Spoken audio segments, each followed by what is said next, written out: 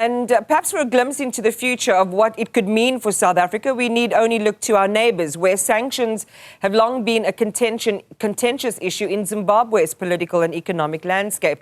Initially imposed by the US, the European Union and the United Kingdom in the early 2000s in response to political repression and human rights violations, these measures were intended to target specific individuals and entities, but over time, the ripple effects have deeply impacted Zimbabwe's economy, restricting access to international financing and weakening key sectors like agriculture, mining and manufacturing, to name a few.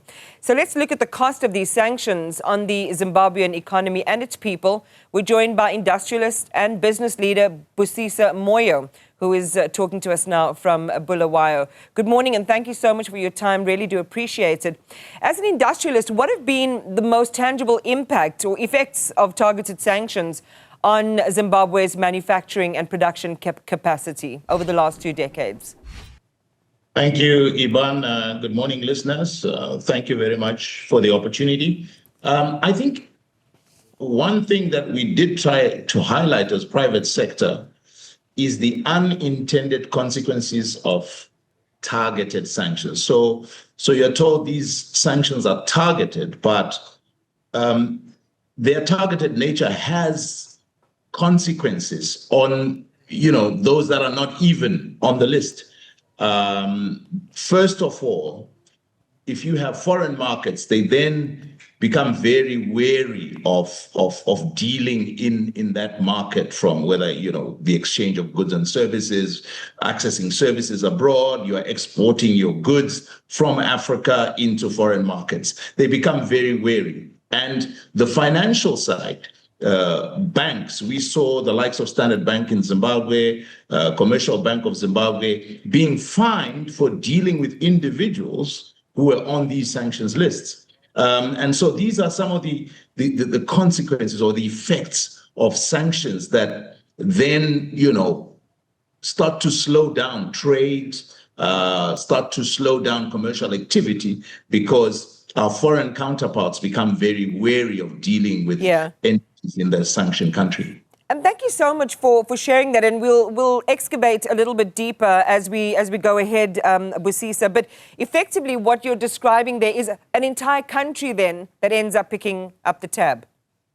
100%. I mean, you find sometimes the ways the sanctions are monitored, and a person like myself with a name like Moyo, if you have a board member who is a Moyo, for example, your funds are held while an investigation is being carried out. And I've had direct experiences with that are of that nature. So you talked to us about sanctions having a ripple effect on the wider economy, and you also mentioned the impact on things like global financing, trade, and so on. How have sanctions also contributed to the migration of skilled labor from Zimbabwe, particularly in those affected industries, mining, agriculture, and engineering? And I guess then the secondary question becomes the impact on local industrial recovery efforts. Yes, of course, once you have a slowdown, once you have countries avoiding your products, avoiding your markets, avoiding selling equipment, industrial activity and commercial activity in general will be depressed. And once it's depressed, you will have unemployment, retrenchments, layoffs, and so on. That's the ripple effect. And then you will start to see a migration of skills, people going to better markets. It's always an ominous sign once people start discussing these targeted sanctions. There seems to be also, Busisa, a growing regional concern about the use of sanctions as a geopolitical tool, especially as the US now considers, a sanctions bill targeting South Africa. What lessons should African governments, ours particularly, since this is our moment now, potentially, what lessons can we take, our government, from Zimbabwe's experience with sanctions?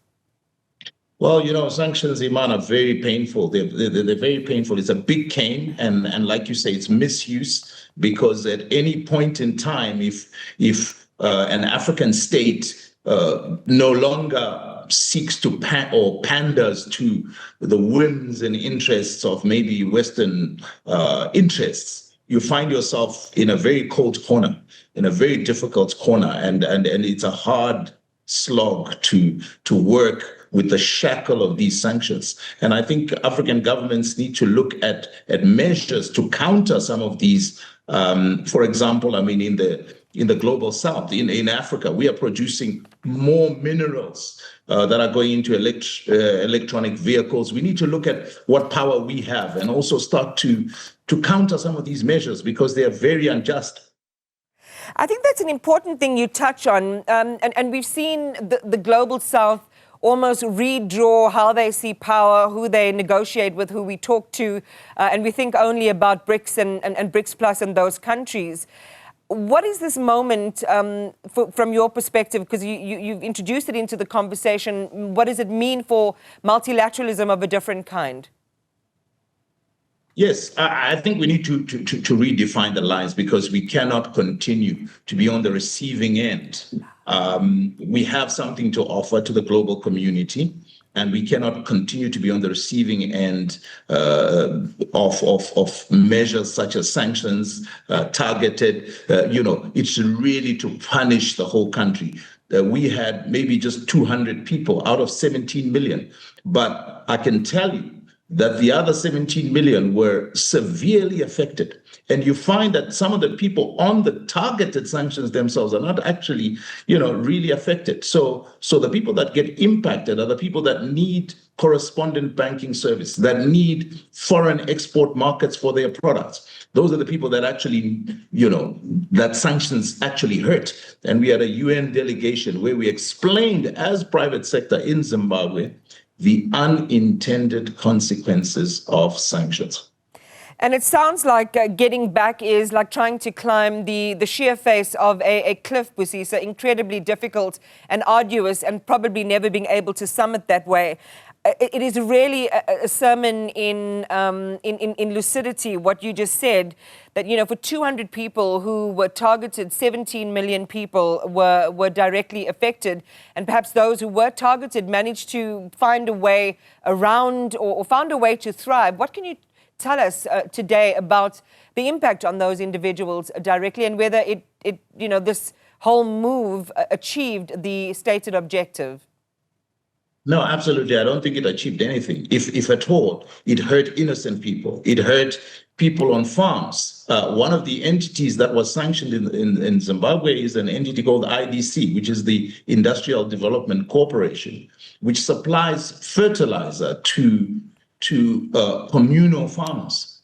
And for that sector suffered immensely, not being able to access fertilizers, therefore low yields, therefore, not able to earn their keep.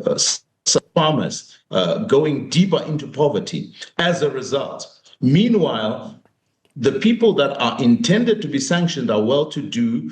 They have access. They have, all sorts of instruments at their disposal to navigate life. Whereas these poor communities are not able to access fertilizers. For them, options. Poverty is about the lack or the absence of options.